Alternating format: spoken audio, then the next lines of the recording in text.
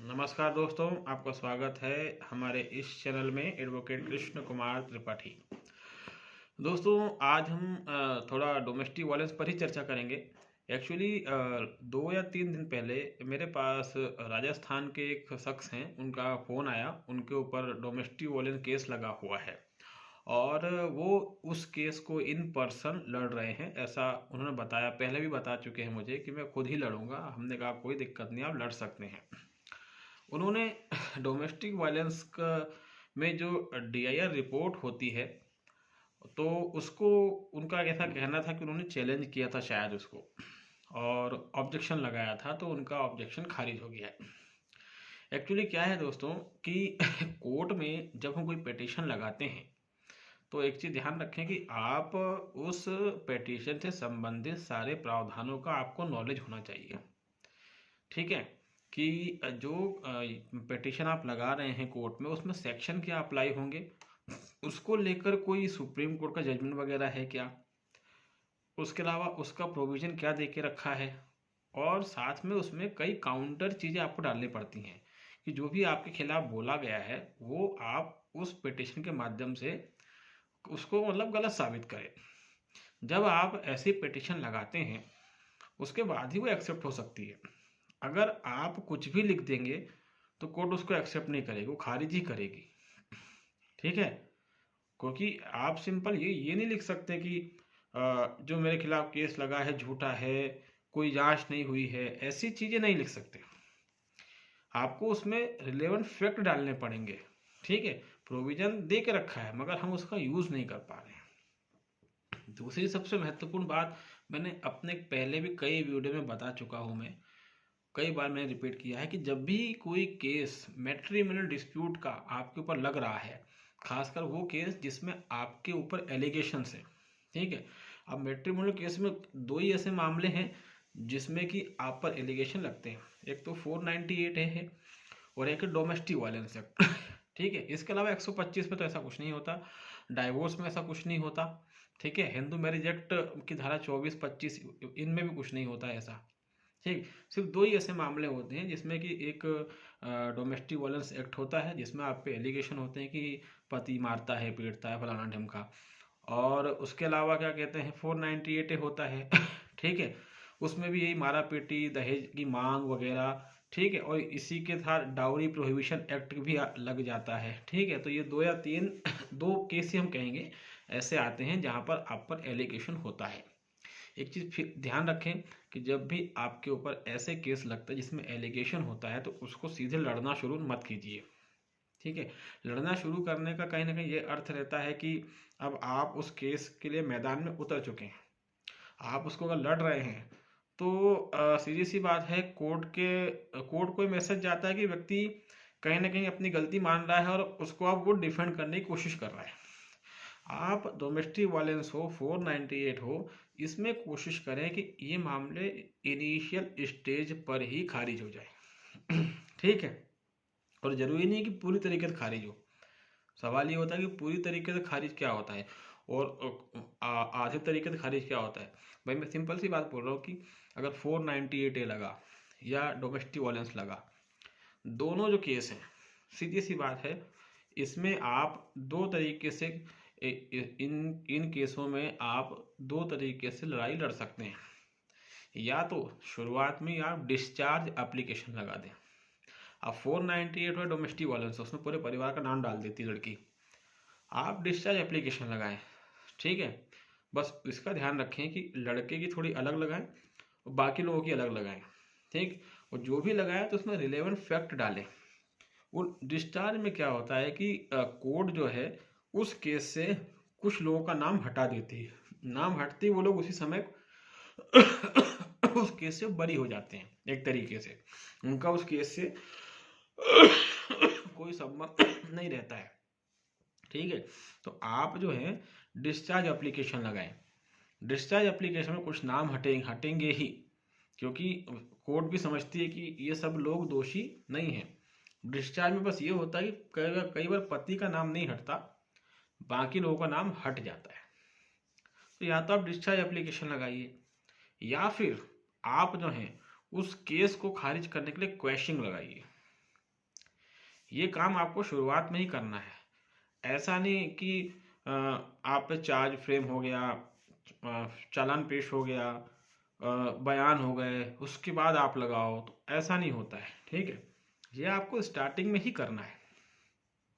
Domestic violence लगा हुआ है तो आप उसके डोमेस्टिक वायलेंस की पिटीशन का रिप्लाई मत दीजिए, आप डिस्चार्ज एप्लीकेशन लगाओ या क्वेश्चन लगाओ, जो भी लगाओ। उसमें अगर आपने सच में कुछ किया होगा तो वो एक अलग चीज़ है, फिर ऐसे उसमें तो फिर क्या है कि आप फंसोगे। लेकिन जैसा कि मैं उन मामलों की बात कर रहा हूँ जहाँ पर आप निर्दोष हैं, तो वहाँ पर जो एप्लीकेशन लगाएंगे उसमें बाकायदा पूरे एविडेंस आपको रखने हैं। ठीक है, उदाहरण के लिए जैसे कि लड़की जो है आउट ऑफ स्टेट या आउट ऑफ सिटी कोई रहता है रिश्तेदार, उसका नाम भी लिखवा देती है, तो वो व्यक्ति बोल सकता है कि सर मैं तो बाहर ही रहता हूँ, मैं तो इनके घर पे आता जाता भी नहीं हूँ और इतने समय से मैं आया भी नहीं हूँ, मेरा इससे कोई कांटेक्ट भी नहीं है, मेरा फालतू नाम फंसाया गया है। इस तरीके से कुछ फैक्ट्स होते हैं, कोई एविडेंस होते हैं, वो आपको कोर्ट को देने पड़ेंगे। सिंपल एप्लीकेशन ऐसे नहीं कि आपने लगा दिया लिख दिया कि हमको डिस्चार्ज किया जाए, ऐसा नहीं होता है। ठीक है, आपको बाकायदा उसकी ड्राफ्टिंग करनी पड़ेगी। इसीलिए लोग क्या करते हैं, एडवोकेट करते हैं, लोग अपना केस खुद भी लड़ते हैं इन पर्सन, मगर वो जो लोग लड़ते हैं तो वो अपने केस की पूरी तैयारी करते हैं और वो कोई ना कोई छोटा मोटा एडवोकेट अपने साथ रख के रखे ताकि वो कहीं ना कहीं उनको गाइड कर सके। तो मैं ये नहीं कह रहा हूँ कि आप अपना केस वकील से लड़वाओ, अपना केस आप लड़ रहे हैं, खुद लड़ रहे हैं, अच्छी बात है, लेकिन थोड़ा ये तो ध्यान रखिए कि इसमें क्या क्या दाव पेच होते हैं। बिना दाव पेच के अगर आप लड़ रहे हैं तो वो तो फिर हर फैसला आपके खिलाफ ही आना है। तो जब आप इन चीज़ों में डिस्चार्ज एप्लीकेशन लगाते हैं या क्वेशिंग लगाते हैं, और अगर मान लीजिए कि इन दोनों में से जो भी एप्लीकेशन आपने लगाई है वो आपके फेवर में डिसाइड नहीं हो रही है, तो कोई दिक्कत वाली बात नहीं है। ठीक है, कोई टेंशन वाली बात नहीं है, आप उसकी सेशन में अपील कीजिए।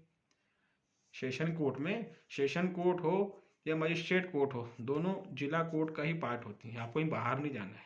ठीक है, दोनों वहीं पर होता है, वहाँ कोई अलग से बिल्डिंग नहीं होती है। सेशन जज भी उसी कोर्ट में बैठता है, मजिस्ट्रेट भी वहीं बैठता है, आप उसके पास जाइए, वहाँ पर फैक्ट्स रखिए, वहाँ से फैसला होगा। और वहाँ से ना हो तो हाई कोर्ट चले जाइए। हालांकि इतना लंबा जाने की जरूरत नहीं पड़ेगी, अगर आपने सच में अच्छी पिटीशन बनाई होगी तो सेशन से आपके फेवर में जजमेंट आ जाएगा। तो इस तरीके से क्या है दोस्तों कि आप केस को इस तरीके से लड़ें।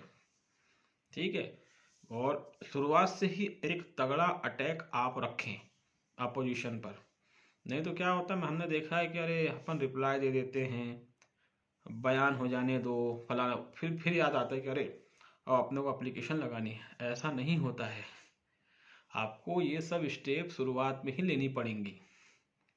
ठीक है, और टाइम सफिशिएंट मिलता है इन सब के लिए, लेकिन लोग करते नहीं। तो हम यही कहना चाहते हैं कि आप जो हैं इन चीज़ों को लेकर जो कानून का प्रोसीजर है वैसा चलेंगे तो अच्छा रहेगा। उससे हटकर अगर कुछ करते हैं तो फिर उसमें आपको दिक्कतों का सामना करना पड़ेगा। कोर्ट में कोई भी एप्लीकेशन लगाएं वो रिलेवेंसी पर बेस होना चाहिए। विदाउट रिलेवेंसी कोर्ट में एप्लीकेशन लगाना बहुत घातक रहता है। सेकेंड थिंग ये कि सुप्रीम कोर्ट ने कई डोमेस्टिक वायलेंस के केस खारिज करे हैं और ये जजमेंट्स जो हैं ये अवेलेबल्स हैं। और उसके अलावा सुप्रीम कोर्ट ने कई 498 के मुकदमे भी खारिज करे हैं। ये जजमेंट भी ऑनलाइन अवेलेबल हैं, इतना टफ नहीं होता आजकल जजमेंट ढूंढना, गूगल में काफ़ी कुछ अवेलेबल है, आपको मिल जाएगा। उसके अलावा एक्स्ट्रा ऑर्डिनरी नॉलेज भी मिल जाएगा, या फिर अगर आप हमसे संपर्क करते तो हम भी आपको ऐसे जजमेंट दे देंगे, कोई दिक्कत वाली बात नहीं है। तो इन जजमेंट्स का भी हवाला दीजिए, इन जजमेंट को पूरा पढ़िए, उसमें क्या कहा गया है उससे आपका ही नॉलेज बढ़ेगा और हो सकता है कि वो कहानी आपकी कहानी से मैच करती हो। ठीक है, और या हो सकता है उस कहानी में कुछ ऐसी ट्विस्ट मिल जाए जो आपके लिए फ़ायदेमंद हो। तो ये सब चीज़ें देखने के बाद ही आप अगर खुद का केस खुद लड़ रहे हैं, कोई प्रॉब्लम नहीं, लड़िए, अच्छी बात है, लेकिन उसकी पूरी स्टडी करने के बाद ही कोई पिटीशन आप लगाएं। विदाउट स्टडी अगर आप पिटीशन फाइल करते हैं दोस्तों तो इसमें दिक्कतें होती हैं बहुत ज़्यादा। इसलिए फिर वही रिक्वेस्ट है कि थोड़ा स्टडी करें उसके बाद ही, क्योंकि इन जनरली क्या होता है कि लोग वकील इसीलिए करते हैं कि उनके पास टाइम नहीं है, और एडवोकेट दिन भर यही काम कर रहा है, इसलिए लोग वकील करते हैं। और अपना केस खुद लड़ने में कोई दिक्कत नहीं, कई लोगों ने लड़ा भी है और जीता भी है, मगर जिन लोगों ने लड़ा है जीता है उन्होंने उसमें मेहनत भी करी है। तो अगर आप लीगल टर्म्स को समझते हैं तो अच्छी बात है, नहीं समझते हैं तो अपने आप से झूठ क्यों बोलना, आप कोई एडवोकेट कर लीजिए। और अगर फिर भी लगता है कि मैं जीत सकता हूँ, मैं लड़ सकता हूँ, तो लड़िए, कोई प्रॉब्लम नहीं, मगर फिर पूरा स्टडी कीजिए, कहाँ पर क्या लगेगा, कैसे लगेगा, ड्राफ्टिंग कैसी होनी चाहिए, किस समय, किस अवधि में, किस पीरियड में कौन सी एप्लीकेशन कहाँ लगानी है, उसको कब चैलेंज करना है, ये सब आपको नॉलेज होना चाहिए। तो एक छोटी सी बट महत्वपूर्ण जानकारी मैंने देने के लिए ये वीडियो बनाया है दोस्तों। उम्मीद है आपको समझ में आया होगा, और अदरवाइज जो भी आपके एक नॉर्मल डाउट्स होंगे वो आप मैसेज बॉक्स में डाल सकते हैं, हम वहाँ पर डिस्कस कर लेंगे दोस्तों। तब तक के लिए बहुत बहुत धन्यवाद।